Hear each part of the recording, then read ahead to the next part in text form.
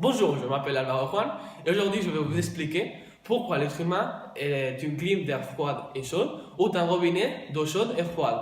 Oui, comme vous avez écouté, on a la capacité d'expulser de l'air froid et chaud. Par exemple, quand on veut éteindre une bougie, on souffle de l'air froid. Et quand il fait très froid dans la neige, on souffle avec la bouche ouverte dans nos mains pour les chauffer. En plus, vous pouvez observer que quand il fait froid, de la fumée sort de notre bouche. Cela est dû car l'air exhalé est aux alentours de 20 degrés, et quand il rentre en contact avec un air froid, il se condense et forme des minuscules gouttelettes d'eau liquide.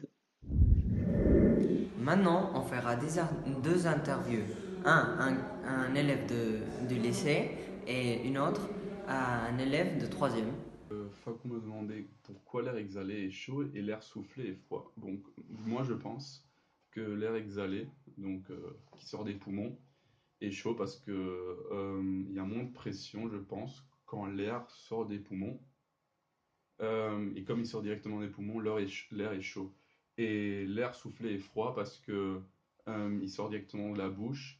L'air ne doit pas passer par nos cavités, alors par notre corps, et donc l'air est froid. Pourquoi l'air exhalé est chaud et l'air soufflé est froid? Je pense que c'est parce que quand on exhale l'air, on le fait avec une certaine pression et vitesse, donc les particules se bougent et se chauffent. Et je pense que c'est quand on inhale l'air, il n'y a pas de pression ni rien, donc les particules se chauffent pas. Merci à Leire et Adrien pour ces interventions, mais maintenant je vais faire une petite synthèse pour comprendre tout plus clairement.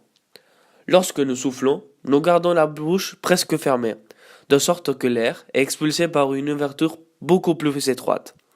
Et lorsqu'un fluide doit passer d'un plus petit conduit à un plus grand, sa vitesse augmente, ce qui entraîne une réduction de l'énergie et de la pression.